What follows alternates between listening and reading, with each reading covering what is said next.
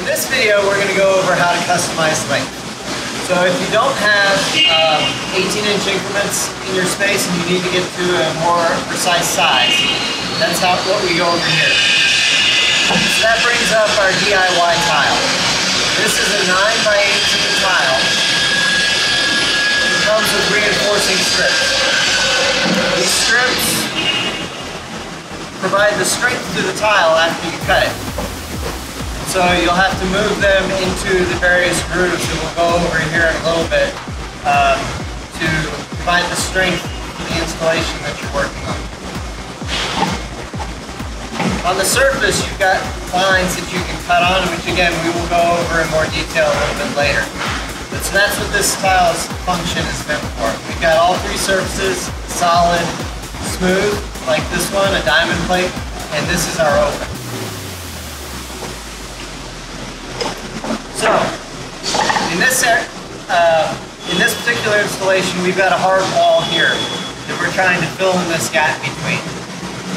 And so, I'm going to measure that distance. So I've got about 21.5 inches.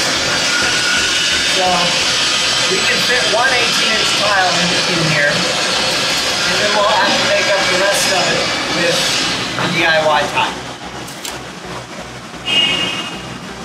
So, I'm going to subtract 18 from 21.5, so that gives me 3.5 inches. Then I'm going to take my tape measure, and I'm going to put it onto the DIY tile, and come to what is the closest point that I can cut. So that's right here. It's actually a little bit over 3.5 inches. It's more like 3 3/4. So we're going to need to move the platform a little bit over that way, or we'd have to go down to about 2.5 inches. So I'm just going to scoot this part of the platform about 1/4 inch this way, and we'll be good to go. Okay, so the next thing we need to do is take one of our beams. So these beams, like beam assemblies, obviously too long to fit in this gap. So I'm going to take a ratcheting wrench and I'm going to remove one of the legs.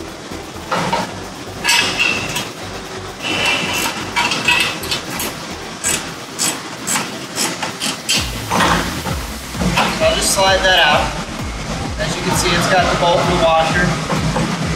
So we're going to go over to the saw and we're going to cut this to 21 and 3/4 inches long.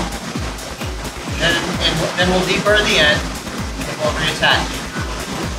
We're also going to go and we're going to cut this tile so that it will fit the gap that we need after we put in one of our 18x18s. Okay, so to fill the area that we need to cut right along this line. So band saws work great for this. You could also use a table saw or a skill saw or even a jigsaw. But we have a band saw, so that's what we're going to use.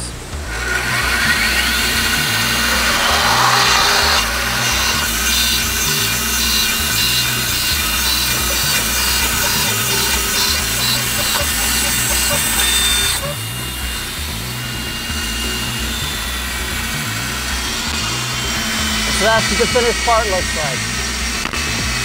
And we need 2 more of these for this installation. All right, so now we're going to cut the beam to 21 and 3/4 inches.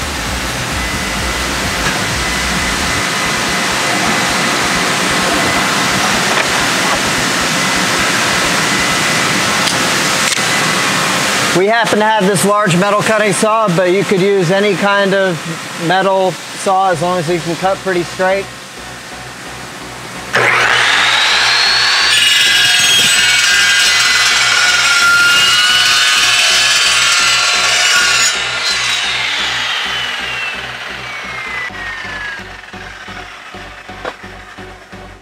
So we're going to need 4 of these, so I'll cut the other 3. Okay, so we cut all of our beams and we cut the tiles. So now we're back. I went ahead and deburred the ends. We did it with a large spinning wire wheel, but you could do it with a file or sandpaper or whatever type of equipment you have on hand. You'll notice this leg is still here because we never took it off. And the lock screw is still here, okay? So that's gonna be important here in a little bit because this end, because we cut it off, no longer has the lock screw. I'm gonna turn the leg beam assembly upside down along with the leg, slide the leg into the slot, and in the beam there are grooves in it, kind of steps that keep the leg from being able to turn. Those are important because the leg needs to stay straight. You want to go ahead and place the leg at the edge of the beam so that everything is flush right there, just like it is on the other side. And then I'm going to flip it over. And I'm going to apply some pressure once everything is lined up to keep it where it needs to be. And then I'm just going to tighten it down so it's good and snug. So again, here's my lock screw. I want my lock screw to be out at the edge of the platform. That's what keeps the tiles from being able to go off the edge. On this side, you've got the rest of your assembly, so the tile can't walk this way. So now I'm gonna assemble this frame kit just like I normally do. And again, with the clips on the cross braces going the correct way so they can lock onto the cross braces that are on the kits that are already here.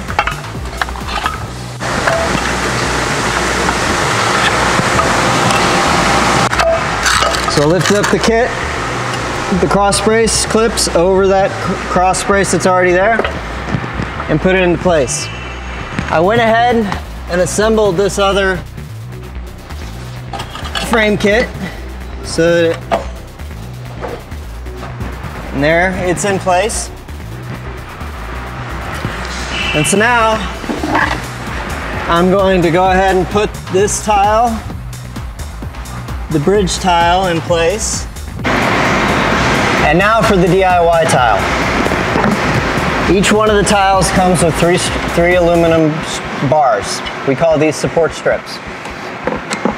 You need to have 3 in each one of these sections that you cut, okay? You always want to have 1 in each one of the outer grooves, like that, okay? And I'm leaving a gap here at the end, and that's for it to lock into the rib on the beams.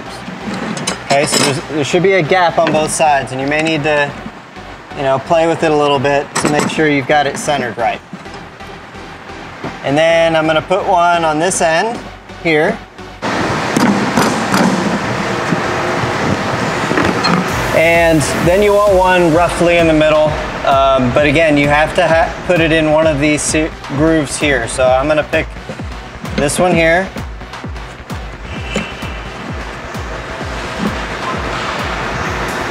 And again, it needs to be centered.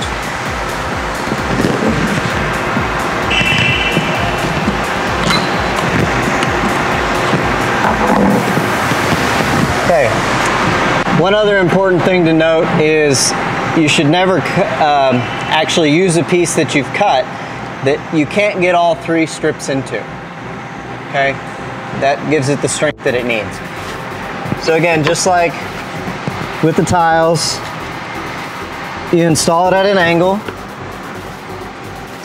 Okay, one other thing that we want to point out about the DIY tile is it's not intended to be on the edge where a step is going to be. So if you're going to be stepping on and off of the area where it is, we recommend basically swapping that in one of the 18 by 18 tiles. So move the 18 by 18 tile out and move the DIY tile in. That way you have a larger area and it'll hold up to the weight and movement better.